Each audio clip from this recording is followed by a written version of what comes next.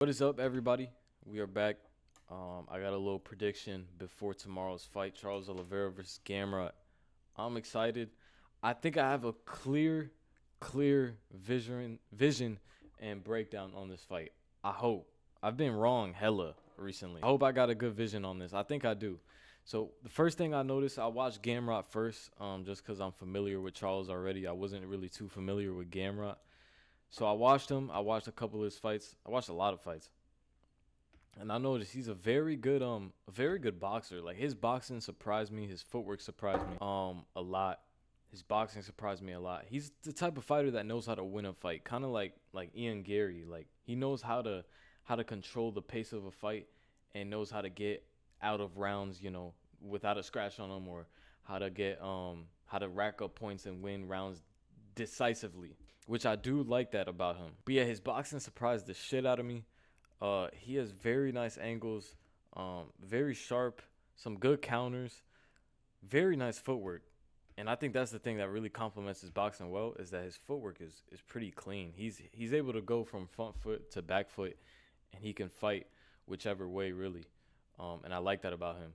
One thing I can say though is that like good pressure and good cutting off the octagon from an opponent, they could land on Gamrot. And I know that for a fact. We've seen it in the past with, let me go back. I got to refresh my memory. Dan Hooker started backing him up a little bit late in the second.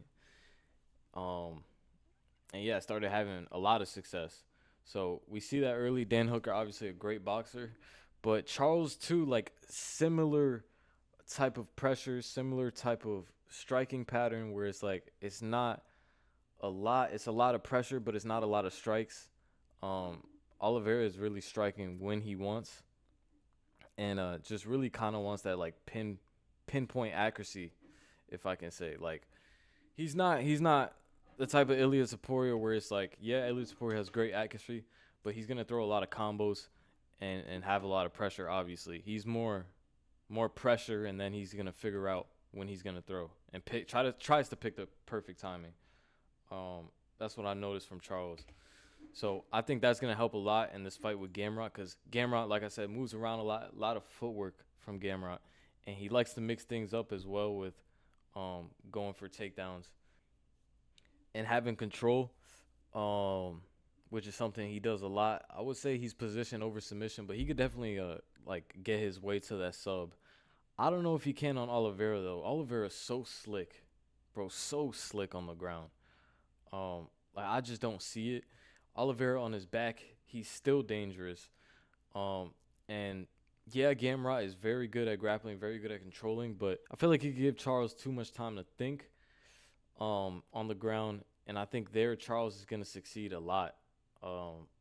Where I actually think Gamrot is gonna have success in is in the boxing. To be honest, I think in the early rounds, for however long it stays on the feet, I think Gamrot might have a little bit of success. I don't know if he hurts him, but he might have a little bit of success. Like I said, his footwork is very clean. I like his strikes. But just something I noticed in Charles is, bro, his pressure, like I said, is insane. But not only that, when he has you hurt bad. And he's very good at having someone hurt and finishing the job, like finishing what he started. And we've seen it with multiple fights with him. Also, like even if he's in trouble, he's still a threat, which I just like about him. Yeah, he got knocked out in his last fight against Ilya Taporia. Yeah, that was 4 months ago, but still, like I've always known that his chin is that weak.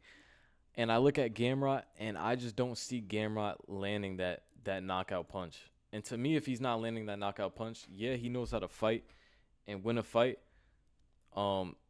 by decision, but I don't see it coming in on short notice, and I don't see it against Charles Oliveira. Even if he wasn't short notice, full camp, I just don't see it.